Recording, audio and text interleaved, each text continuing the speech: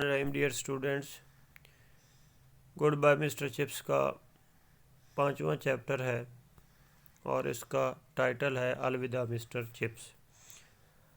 اب Mrs wicket کے ہاں اپنے بڑھاپے کے دنوں کو ماضی کی یادوں سے سجا کر گزارنے والا مسٹر چپس اپنے اس پاؤں کا بہت شکر گزار تھا جسے موچ آئی، اور اس کے نتیجے میں اسے زندگی کی بہت بڑی خوشی کیتھرین کی شکل میں نصیب ہوئی۔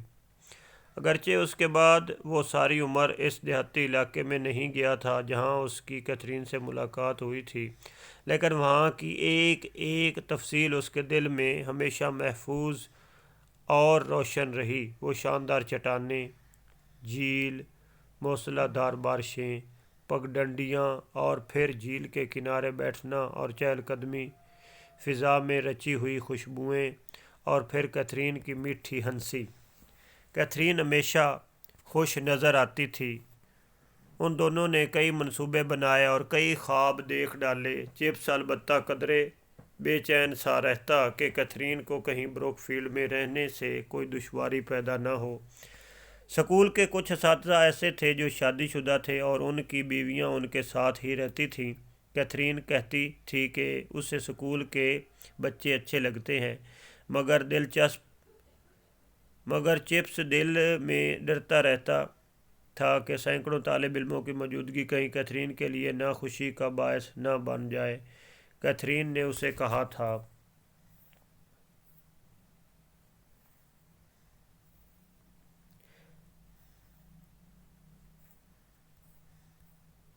جب میری تمہاری پہلی ملاقات ہوئی تو میں سمجھی کہ تم ایک وکیل ہو، دندان ساز ہو، یا پھر کوئی کارخانہ دار، مگر تم سکول ماسٹر نکلے۔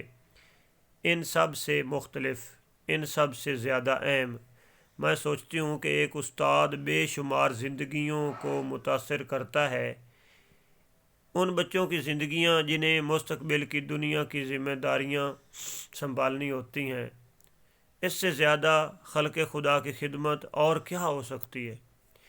چپس اس سے جواب میں کہتا، میں نے تو کبھی اس طرح سوچا تک نہیں، نہ میرے دل میں کبھی ایسا کوئی خیال ہی آیا۔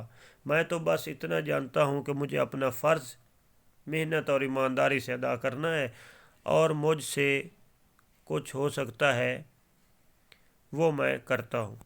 وہ بڑے پیار اور فخر سے کہتی، چپس تمہاری یہی سادگی اور خلوص مجھے بہت پسند ہے۔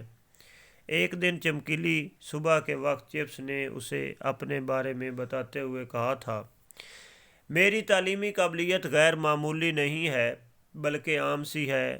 سکول میں طالب علموں کو جس نظم و نسق کا پابند کرنا ہوتا ہے اس کی صلاحیت بھی مجھ میں نہیں کم ہے۔ میں تو اس پیشے کے آغاز میں سمجھتا تھا کہ میں ترقی ہی نہیں کر سکتا، اس لیے میں اپنے آپ کو شادی کے لیے موزوں نہیں سمجھتا تھا۔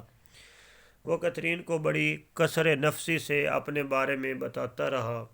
سارا قصہ سننے کے بعد کیتھرین اپنے خاص شیریں انداز میں ہنسی اور بات ختم کر دی۔ کیتھرین کے والدین مر چکے تھے، اس لیے اس کی رخصتی اس کی خالہ کے گھر سے ہوئی۔ شادی سے ایک دن پہلے جب چپس اس کی خالہ کے ہاں سے رخصت ہو کر اپنے ہوٹل جا رہا تھا تو کیتھرین اسے دروازے تک چھوڑنے آئی اور کہنے لگی، آج کی رات بہت اہم ہے، آج تم آخری بار مجھے خدا حافظ کہہ رہے ہو۔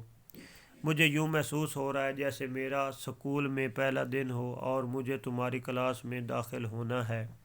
ویسے مجھے کوئی ڈر یا خوف محسوس نہیں ہو رہا، بس رعب طاری ہو رہا ہے۔ سوچتی ہوں تمہیں ادب سے جناب یا مسٹر چپس کہہ کر بلاؤں یا محض چپس ہی ٹھیک ہے۔ اچھا تو الوداع مسٹر چپس۔ ہاں، مختلف طرح کی گونجتی ہوئی آوازوں میں یہ الفاظ جو الوداع مسٹر چپس کہہ رہی تھی اسے ہمیشہ یاد رہی۔ ہاں، الوداع مسٹر چپس۔